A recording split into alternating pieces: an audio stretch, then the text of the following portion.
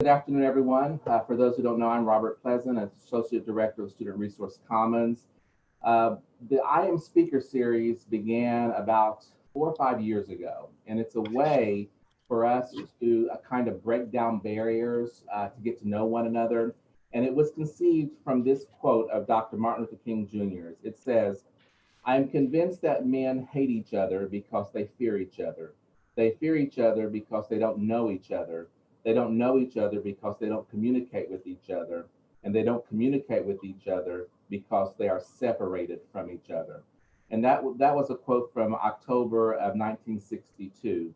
And from there, we began this idea of who we are as individuals and sharing that with one another. So this is really informal. I want to thank Dr. Mickey Crawford for being our guest for November as part of the speaker series. But it's a way for us just to really get to know one another, to break down those barriers. So we don't do a formal introduction of our guests because that's the whole idea, is for them to share their story. So at this time, I'm going to turn it over to Dr. Crawford. Thank you. Thank you. And I'm surprised this many people have, that I'm seeing this many people on the screen because, and then I'm also wondering, are we so starved for connection that, you'll attend anything? No. I call myself an Appalachian because I am Appalachian and I am Asian. And that's a term that was coined by Dr. Kim Keffer. She and I've had conversations, and at one time she said, well, you're Appalachian. So I thought that was a fantastic term because it is an identifier for me. But it's not a well-known term. It's not a term that other people have used that I'm aware of. I am proud of my roots here in Appalachia. I have lived in Lawrence County almost all my life. The Ward family, my name was Mickey Ward Crawford. The Ward family came from West Virginia. And I think one of the things that made me even more proud was that in just trying to discover my roots, I learned that the first Ward in our family came over in the 1600s, early 1600s, and his name was William Ward. He was born in England in 1603, and he died in Massachusetts in 1687. So the roots run deep in terms of the American side. It's interesting to note that I could actually be a daughter of the American Revolution. I have a grandfather with several greats in front of his name who actually fought in the Revolutionary War, and his name was Isa Ward. So that gives you some of the background as far as being here in the States or in America.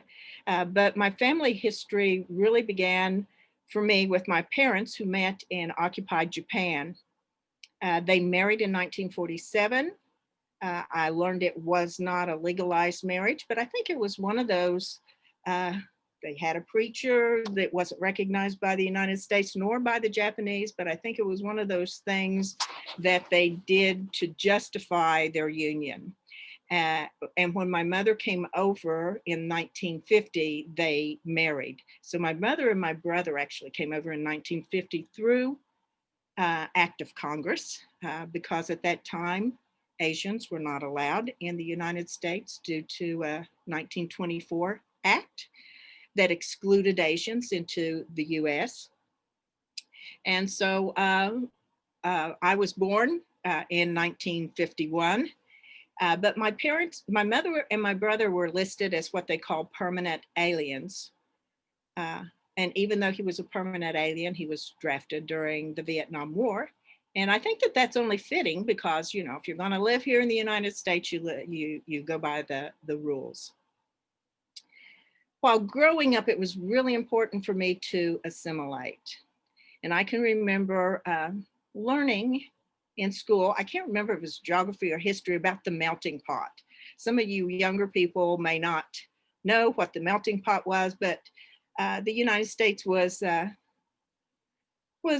said to be a melting pot of all these different people who came in, and then they became Americanized. And so it was really important for the children of the Japanese war brides to become Americanized. Many of them were given English names. As a matter of fact, it's unlikely that you're going to find very many who do have the Japanese names, such as my brother and I do. And I can remember as a child, my brother was older than me. My mother would sit on the porch and wait for the kids to come out at recess. We could see the playground. And she was so very concerned about how he would fit in that she would wait every time the bell would ring and we could hear it from our house. We'd go out on the porch. Of course, I was too young to realize what was going on, but later Mother and I had those talks. She said she was just worried whether or not he would be mistreated. And so she would try to find him on the playground to see if he was interacting with the other kids. And I know that had to be somewhat terrifying for Mom to try to have her children accepted. We weren't necessarily accepted by our grandparents. It took a while, or my grandmother. She told my father when he said that he was marrying a Japanese woman, she said, think what your children will look like. And so maybe she had a point, but it was ignorance, sheer ignorance. And I'm not saying that in a bad way, but if you think about all the propaganda that happened before the war, what did she think that the Japanese people would be like? That they all had buck teeth and wore glasses, that sort of thing. So it's not that I'm faulting her in any way. When I use the word ignorance, I'm ignorant about a lot of things. There's a lot of things that I do not know, and that's what it was for her. It was the stereotyping, and stereotyping goes on today. But that became a problem, and it was hard for Mom. I'm sure. I know. The great thing, though, was that we lived in South Point. South Point was a white community. Our school did have African Americans. We had Blacks in the school, but there weren't any biracial or racial differences in South Point at that time. And the good thing was that we were supported. When my mom moved into South Point, there were two ladies who came to visit her and said, we're going to teach you how to shop. We're going to help you. And they did that. And I thought that was so gracious, because you never knew whose father, whose son, whose husband had died in the war. And so that was always in the back of my mind, younger, and thinking about being very careful. But I think that we probably were the only biracial family in South Point at that time. And I think the only reason that we were accepted was because there was no us versus them, because we were the only family. There were two other families that I knew of in Lawrence County, in Proctorville. And because there wasn't this diversity, I found it very odd that when my friends would call on the phone, they could understand my mother perfectly. But when they came to my house and they would see my mother, that physical look, they would always turn to me like I needed to tell them what she said. And so I've always found that interesting. And I don't think that occurs as much today because of the diversity that we have in society. For me, a difficult time was anytime I had new environments, was exposed to new environments. Going from grade school, I felt confident, had friends. But then when I started into junior high, there were like three other grade schools that came into our junior high. So it was like establishing yourself all over again for acceptance. And as a child, we all want to be accepted. I also found that another new environment was working. And anytime I started working at a new place, I was very careful not to say anything until people got to know me. And then, I would say something about my mother being Japanese. And for me, that was very important. It was the same when I started college here on the Southern campus. I remember being upset with a professor because my name is Mikiko, which is a Japanese name, and he wanted to use that instead of Mickey. And, I was trying to explain to him, but, that kind of sets me apart. And now I really kind of cringe when I think about those things. Someone at work one time walked in, it was my boss, and he walked in and said, "Hey, I just heard you're Japanese." And my response to him was, "Only half." That's cringing. That's something that makes you feel like, later on thinking about it, what a disappointment this must be to my mother. So there were feelings of guilt, and even to the point that I've been to Hawaii, I don't know how many times, but I've never gone to see the memorial, the USS Arizona, because I mean, it's just like, I know I had nothing to do with it, but at the same time, it's something that affects me deeply. And for me to have examined my life, I was asked to write a chapter about being biracial in a book that has yet to be published. It's still in peer review. But it was very difficult for me because of thinking in terms of how I was at different points in my life.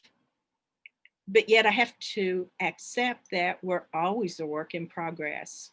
That how I'm feeling today may not be how I'll feel in 10 years from now. And I've even went back and read the chapter that I wrote several years ago and thinking, oh, it's a little bit, I'm not so sure I feel that way today. It's a little bit different. So for most of my life, I was passing. Are you familiar with that term? Passing is white. Okay, so most of my life I was passing. And it was interesting because when someone came on today, they said, "You look so much like your mother."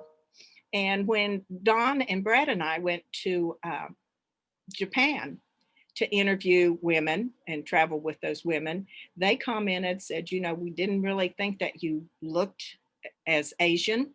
But when you got with all these other women, you just blended right in." So I guess I could pass either way.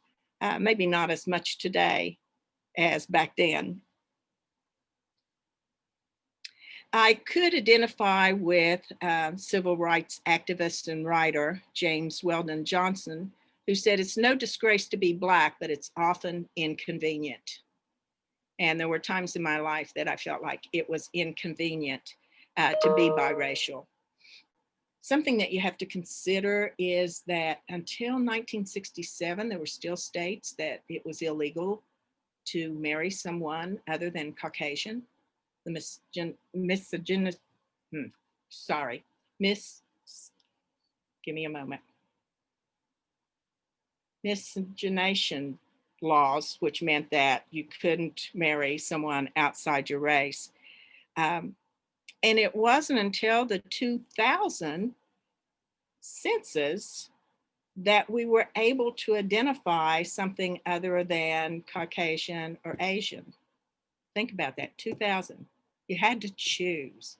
Someone, when I worked at Marshall, someone asked me, "Well, what do you do?" And I said, I check Caucasian one time, next time it comes around, I check Asian because, what do you do when it's either or and you don't have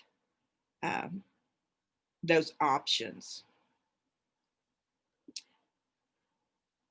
I think the key for acceptance for me was education. I can remember being in a staff meeting here at the Southern campus and Bill Dingus telling us, who was the dean at that time, that we needed more diversity. I think that there was only one Black employee, and I don't think there was any other diversity on campus. And I thought about that, but keep in mind, I didn't say anything in the meeting. Afterwards, I went to his office, kind of went in and said, "If you want to count me as a minority, my mother's Japanese." And he knew that, but he said to me, "Well, I never really thought about it." And to me, that was a turning point in my life, because it's like education is the key to acceptance. And through my education, And through my research, learning about the roots of Japanese war brides, about Japanese culture more so, um, it's been a wonderful experience. It's been very rewarding for me. I've learned about women who were so strong-willed that we referred to them as pioneers, uh, because they were willing to marry these American men, these foreigners who came into their country. You know, after the war, Japan was occupied. Every prefecture had military men. There were like 500,000 uh, military soldiers that went into Japan, and so these marriages were bound to happen. But for these women to give up their family and to come into the United States, I mean, what strong women they had to be in order to do that. And I think of someone that I interviewed who said, you know, traveling to the United States from Japan back then, it took them longer to make that voyage than it did for Neil Armstrong to go to the moon. You know, and when you think about that, it's just amazing that they could do that.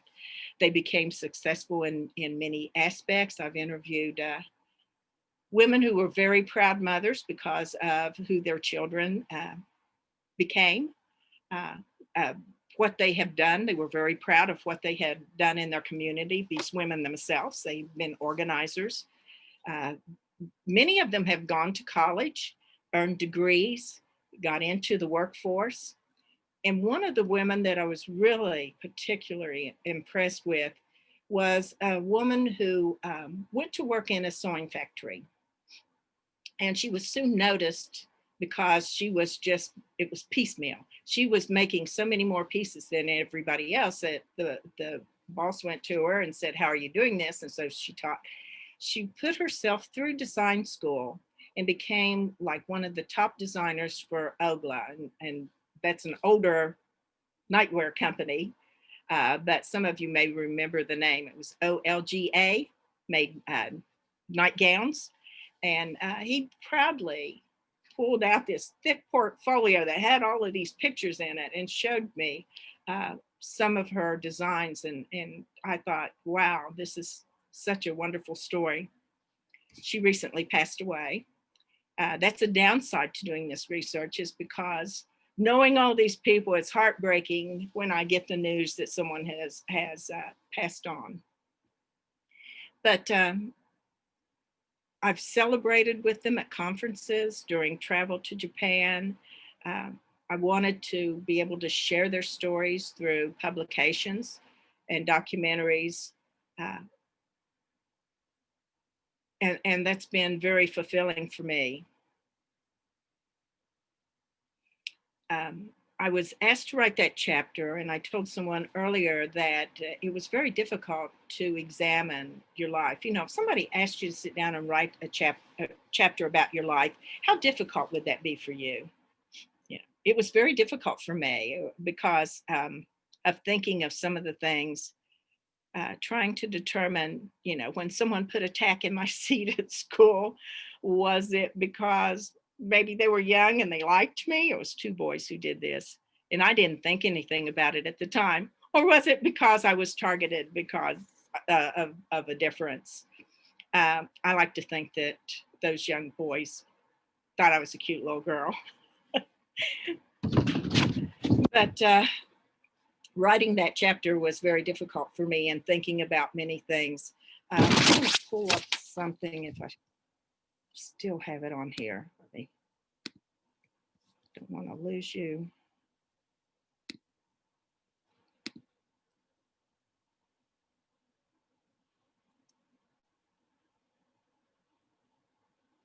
I had highlighted it. It was something that I pulled from the chapter that I wrote that I think is very important today. It says, as society becomes more open to mixed race marriages, research regarding experiences of biracial children has become more prevalent.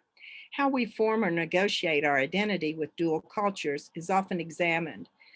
James Fuji Collins' article, Growing Up Biracial in the United States, A Case of Japanese Americans, and this was written in 2012, he proposed 4 phrases of a model for ethnic identity development for biracial Japanese Americans.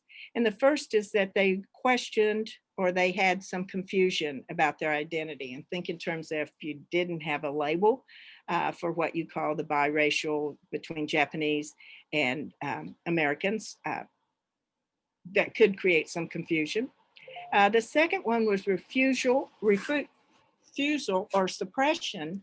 And I could relate with that because of the suppression that I did whenever I didn't come out and acknowledge my background. Infusion, exploration is the third step. And the last step was resolution or acceptance. And for me, the celebration is that I have come to resolution and acceptance.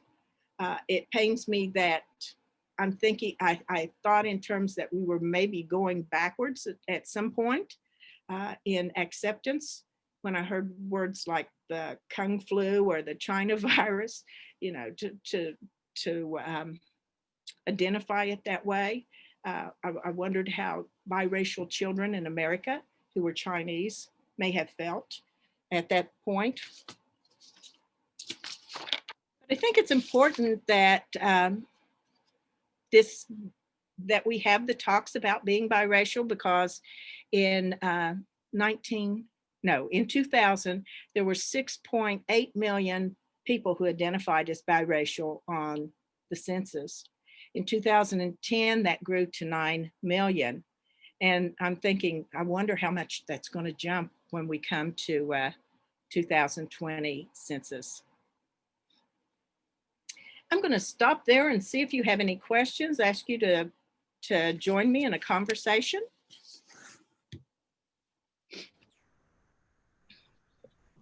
Nikki, does your brother look more Asian or more Appalachian? When we were younger, my brother and I often looked alike. When we were in a swimming pool, my dad said, you know, we'd come up and you couldn't tell if it was me or him. However, my brother was very dark skinned, and at times he was thought to be Black, especially when he played in a rock band and had a fro. He had very curly hair, and so he could sport a fro. I don't think that I could do that, although I could do the curly part. But the amazing part was, and maybe you wouldn't think of him in term as Asian because he was so tall. He was over 6 foot tall. So my brother is now deceased, but I don't think he ever got his citizenship. Even though he was drafted, he could only go so far within the military at that time because he wasn't an American. He went to his commanding officer and said, I'd like to get my citizenship. His commanding officer said to him, well, if you want to wait till you have R&R and pay your own way back to the States to get it, that's fine, which really ticked off my brother. And I'm not so sure that he ever became an American citizen. But, you know, we all make our own choices. What was your brother's name? His name, we called him Eddie. He was always known as Eddie or Ed. When he played in the band, he was known as Mr. Ed, but his name was Edio. It was spelled E-R-I-O. And I know that your children are biracial. Yes. Martha. Yes. Have they had any confusion, any type of, okay. Yes, absolutely. When you were describing, you bring insight to me in my children's experience, because their father's from Panama, and anybody that knows my kids, they don't stand out as just exactly what you're talking about. It's if they're with a Hispanic group, then they fit right in with their dark hair and their dark eyes. But if they're with in West Virginia, where they live, nobody really identifies them as any different than they are. I'm talking about a majority Caucasian group, but I do remember they said when they were in college that some of their friends would say, I guess maybe it had to do with their last name, which was De La Rosa, would say to them, what are you? And I find that to be a particularly offensive question. We are human. What are you? When Carmen was a baby, she was 6 months old, and I took her to Sears to have her picture made. And her grandmother was with me, her Panamanian grandmother, and she's very dark.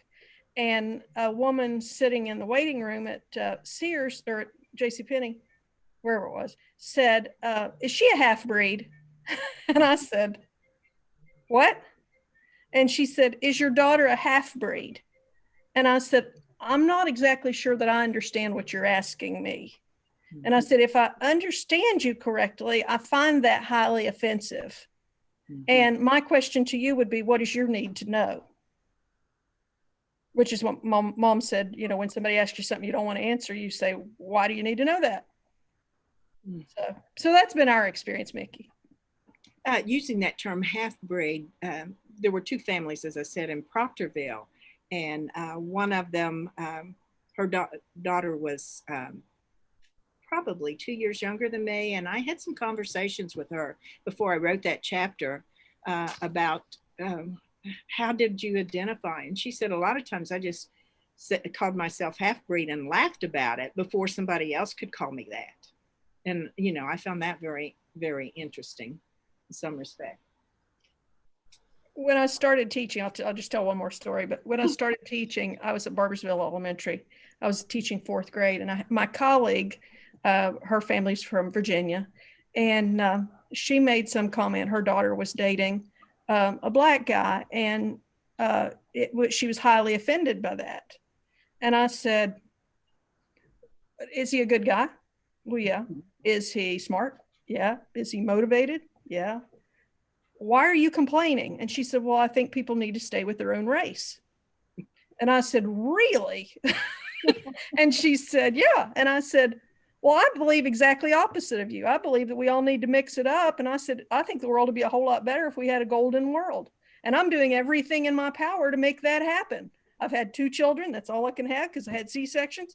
And I said, so I'm doing everything I can to make that happen.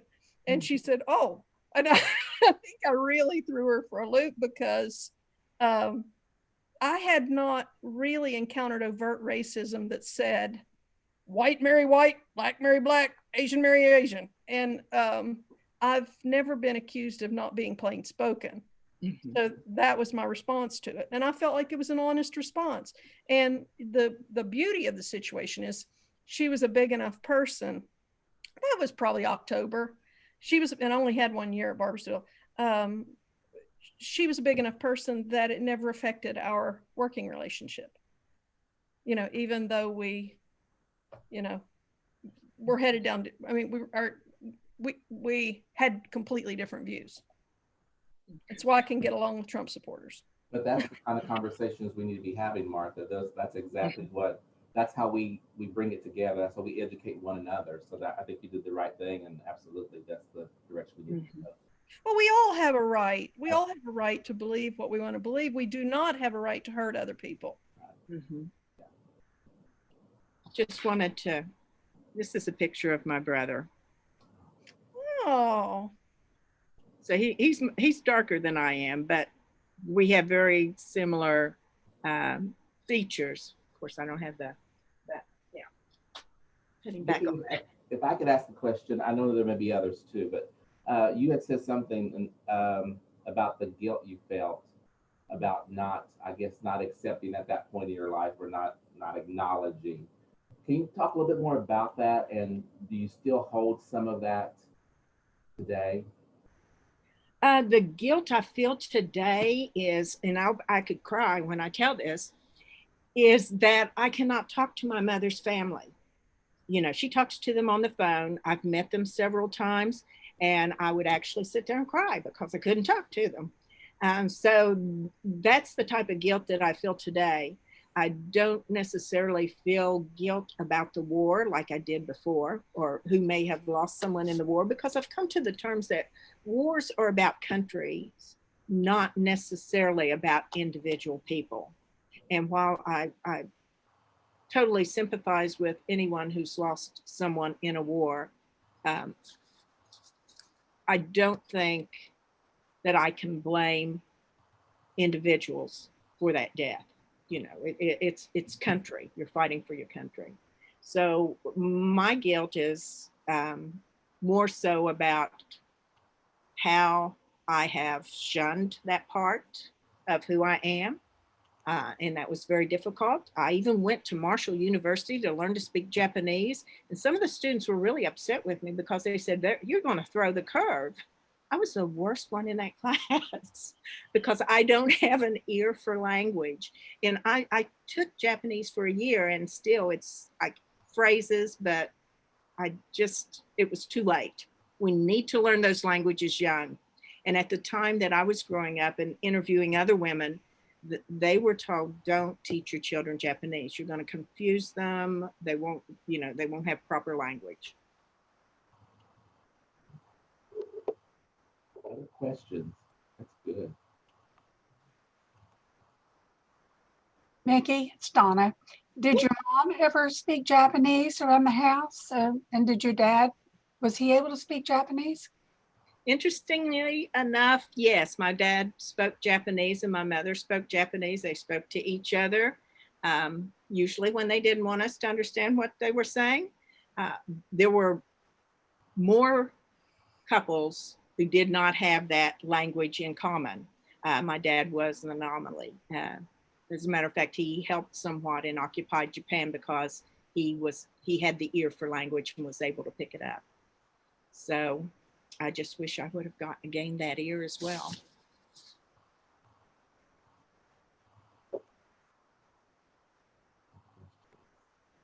I see Salome. She's coming. So Mickey, there were a few questions. I think you've answered most of them that were submitted when people registered. There's one that I don't know if we've gotten to yet, but I'm going to read it for you. As a native Appalachian in South Central Ohio, I want to work in fighting racist, sexist, homophobic behavior that I see in the community. How can I go about confronting this issue? What are your thoughts on? I would say educate yourself as much as possible. Have a library, learn what books are really important. Have a library. Support programs, go to programs, encourage others to go to programs, write articles. If you have an opportunity to interact with someone and talk to them about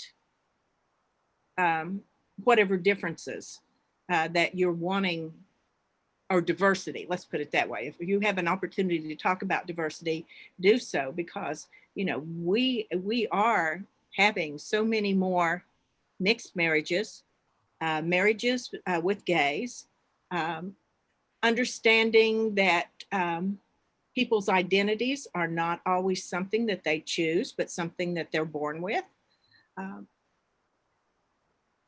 And by that, I'm talking about gays, lesbians. I can remember teaching a speech class, and I told the students, and this was years ago, I told the students, I don't want a speech about gays in the military. I don't want you to use God created Adam and Eve, not Adam and Steve, and those things that went around that were so offensive. And after class, a young man came up to me and said, I was 4 years old when I knew that there was a difference. And to me, then he started telling me about his life. And to me, it was like he didn't find that support maybe elsewhere. And so I think that that's really important. Other questions, Dr. Crawford? I'm sorry, I didn't hear your last statement. I just asked you for additional questions. Oh, okay. I have a question or a comment. Comment. So you talked about the checkbox, picking one or the other. So when my kids were born, I didn't pick a box. My kids are biracial, and I refused to pick a box. Through school, every year when you do that mountain of forms that you have to do every year at the beginning of the year, even though your kid has been in that system since day one, I never checked a box. I found out when my daughter was in high school that someone checked the box for her. Oh.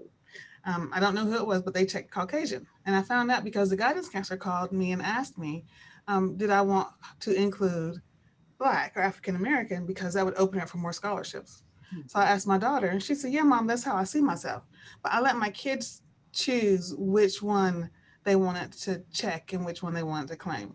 Both of them chose African American or Black, but up until that point, I didn't make a choice for them. I refused to make a choice for them.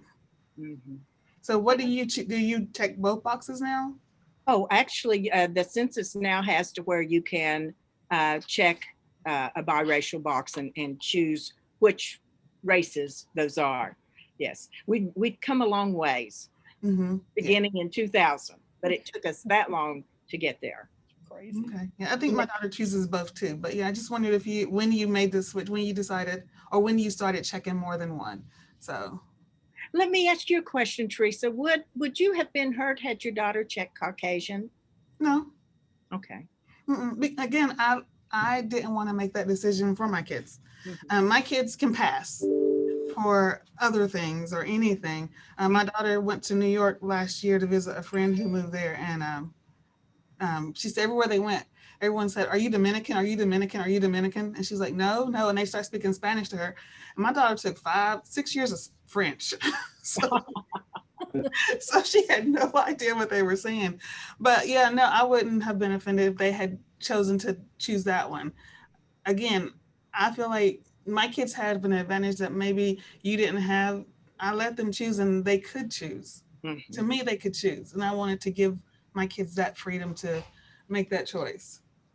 And they're growing up in a time where it's more accepted to be biracial too. Mhm. So we still haven't gotten to the point where we need to be for acceptance for everyone. But I agree. My husband and I, we've been married almost 26 years. Is it 26 or 27? It's one of those years. Don't tell him I said that because that could be a problem. But when we were first together, I'm from North Carolina. We'd visit my family in North Carolina. And I noticed a difference between how we were seen depending on where we were. In North Carolina, we'd walk in a restaurant and everybody in the restaurant would stop eating and stare and watch us while we walked through. Here, we would go to Bob Evans and the waitresses would pick up my daughter and walk around with her while they worked. mhm. We didn't have a lot of issues. I know that this isn't a perfect place, and there are some pockets here, but when I was in North Carolina, I felt like an other, and I felt like we were others. Here, I don't feel like that so much. So I'm glad that you're doing this today because you said things that I'm like, wow. Like when you talked about passing, my great something grandfather walked away from his family and moved to Maryland. And we know this because we found his draft card and on it, he says Caucasian. So he was passing, he was able to pass. So it happens and it's been done. So, and thank you for sharing this story today. You're welcome. You're welcome. Has anyone seen Imitation of Life? It's an old movie, but it's where a daughter was passing and her mother was Black, and it wasn't until her mother died that she felt that guilt of not claiming her mother. I cried so hard in that movie. Mm-hmm. It still almost makes me want to cry at the end, you know, when she was so sad over the way she had treated her mom. Mm-hmm. Christy wrote that was such a powerful movie, Yeah. and yes, it was, and I think it's even applicable today for children to see that, to realize that, and it's also a sad commentary that people feel like they need to pass in order to be accepted. Other questions or comment? Great conversation. Mhm. I think one of the questions was did the dual cultures ever conflict? I did read, Robert sent me some of the questions, and hilariously, yes, they did at times. I can remember going to someone's house. It was very prim and proper, church group. It was a shower. She had white carpet. And, you know, as a child, I was always taught to take off your shoes. So I'm sitting there, we're playing those games that you always play at a shower, and I'm sitting there filling out my form, and I have to think, so I look down, and I notice everybody has their shoes on except me, you know, and so that was like, And then the game didn't become important anymore. What became important was, how am I going to be able to go and put on my shoes without being obvious? And who probably noticed that I didn't have my shoes on? You know, it was always, it's that self-fulfilling prophecy. You build these things up that you know, or you think that other people might think about you, and then you worry about them and they sort of come true. So, yeah. Well, and Appalachians have a tendency to go barefoot a lot, you know, so I don't think I would even notice if somebody, you're comfortable. You take your shoes off because you like that. Mm-hmm. And Teresa, I went through the box thing too, where it didn't rather not say. Mm-hmm. And my attitude about that was, Lewis, my dad, a girl's dad, my ex-husband, he said in Panama they didn't have boxes, and he said they didn't. We in the United States, we are the ones obsessed with pigeonholing everybody. Mm-hmm. And so, as a social rejection of that, I wouldn't mark anything. And then my kids got to college, and college is very expensive. And I said, you mark Hispanic. Yeah. Yeah. Or opportunity Scholarship for monies. Hispanics. Scholarship monies. That's when Maya added Black to hers. I mean, she already claimed it, and I just didn't know she claimed it. But yeah, for that, we added it. So Carrie commented that she was taught as an Appalachian, 9th generation Appalachian, to remove her shoes as a mark of respect. Mm-hmm. Thank you, Carrie. Mickey, another question. What would you consider the best aspects of growing up and living in Appalachia? I think I was very lucky in the respect that people were supportive. And I think I mentioned that there wasn't an us versus that them type of, because we were the only ones in our school district in South Point that were biracial. But there are a lot of wonderful people. There are a lot of prejudiced people. Yes, but there are a lot of wonderful people. If you choose just to look at the negative side, you're going to find it. But just like the two ladies who helped my mom, you know, and had she been in North Carolina, that probably wouldn't have happened. As a matter of fact, I talked to one couple. He was from North Carolina. He said that the service had to be very careful where they placed these couples because of the laws, and that, you know, she would not have been accepted in North Carolina like in other places. It was interesting also because she got on a bus at one time, and this is when the blacks rode in the back. And she said to the bus driver, she said, I'm not black, and it was Negro at that time. I'm not Negro, or I'm not white. What do I do? And, you know, he was really stumped, and he said, you just sit here right behind me where I can keep an eye on you. It's like he didn't know what to do, because back then that was important. I shouldn't say important. That was the expectation of where to sit on a bus. Yeah, wow. It is just amazing. I saw Robert's mouth. Yeah. What was one of the most amazing things you learned in meeting and interviewing other Asian women besides your mother that came to America with her husband? You know, when I first started researching, I was thinking there's going to be all these commonalities, and there are, but there were so many more differences. It depended on where they ended up living, whether or not they had a good marriage. So many factors in play, and the diversity of the stories were amazing. I met women who just overcame very difficult odds. One Japanese woman told me that she was ready to kill her 3 children. She thought this was going to be the best. Her husband left her. She had no means of support. She didn't have anything that she thought she could do to support her kids. And so she said she thought about this 3 times. She was going to kill the children, then she was going to kill herself, because that was a more honorable thing to do than for them to be starving or to be begging. And somehow she changed her mind. Someone helped her, She went to college. She became a nurse. Now, can you imagine all the terminology that you would have in terms of the medical terminology that we struggle with today, that she would have as second language? That she became a nurse and supported her family. And she told me that what she hoped most was that her children would become a contribution to society, that was very important for her. And for many of the Japanese women, that's what they have said, that they felt like their children needed to contribute to society. Did I answer your question? You did. Other questions or comments? There's a question in the chat. Lori asked, were there Japanese cultural traditions that your family celebrated? Did you ever talk about or share any of those traditions with close friends growing up? My mother and father had two marriages. One was in Japan in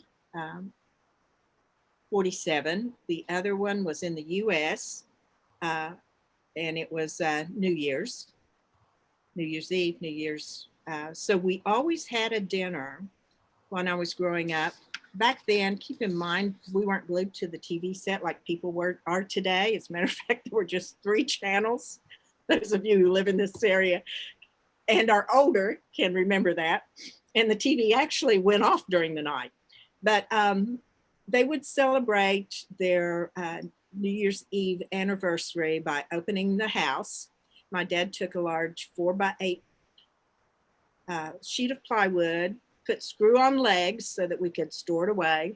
It was low to the floor, so you had to sit on the floor, threw tablecloths over it, and my mom fixed what some Americans would call sukiyaki, but it's actually called skiyaki. She cooked it on the stove in front of everybody, which was like thinly sliced beef, onions, cabbage, bamboo shoots, gobo, which is burdock root, trying to think, eggs. I mean, it was just a conglomeration in a pot, but our neighbors loved it. As a matter of fact, one of our neighbors, when she was pregnant, craved it. But it was an open house. And so people in our neighborhood would stop before they went to dances or parties. And then they would come back and my mom would be cooking at like 4 o'clock in the morning, you know, when people would be coming back from dances or parties. Yeah, that was a tradition. Taking your shoes off was a tradition. Trying to think of, she tried to make me into a lady.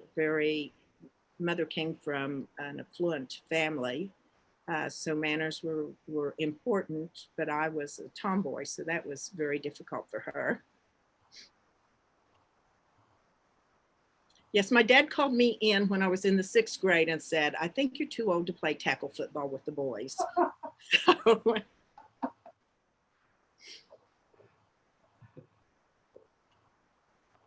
Other questions?